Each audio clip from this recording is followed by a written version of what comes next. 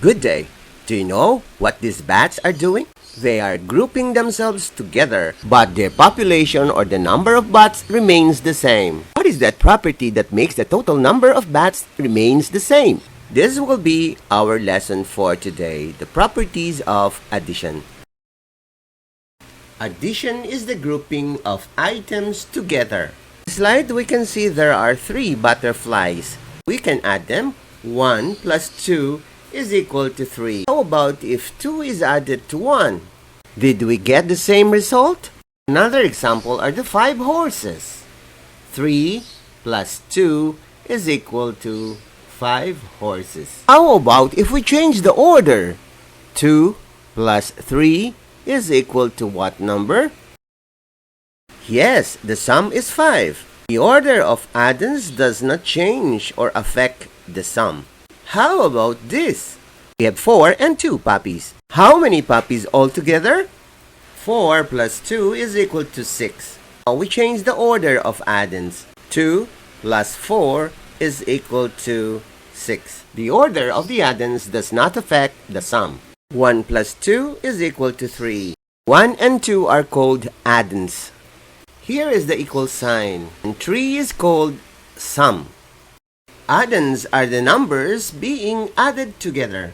The result of adding them together is called sum. 10 plus 2 is equal to 12. 10 and 2 are the addends, while 12 is the sum. 10 plus 11 is equal to 21. 10 and 11 are the addends, while 21 is the sum. 10 plus 20 is equal to 30. If we are going to change the order of the addends, will the sum remain the same? Yes, the sum remains the same.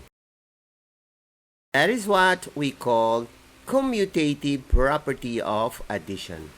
The order of the addends does not affect the result. Let's take a look at these examples.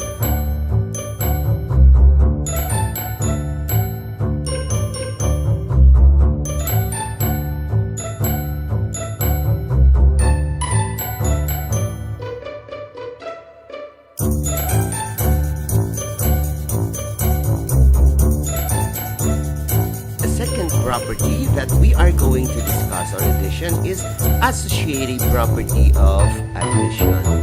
Groupings of the addends do not affect or change the sum. Here are some of the examples.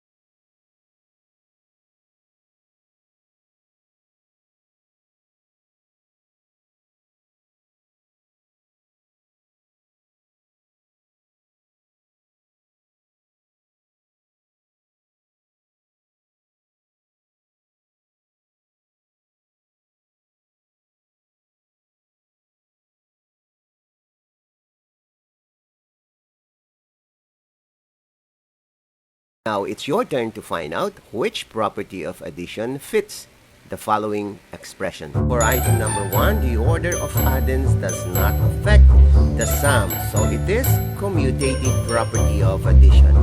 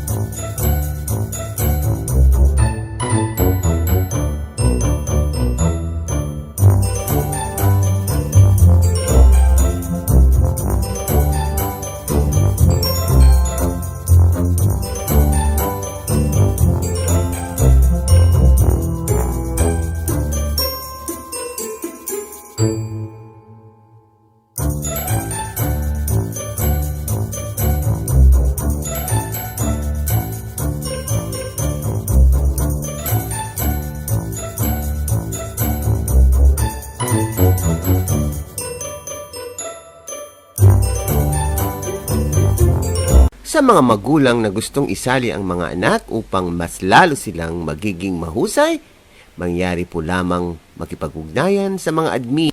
I-search lang sa Facebook ang IVFC Early Learners Info page.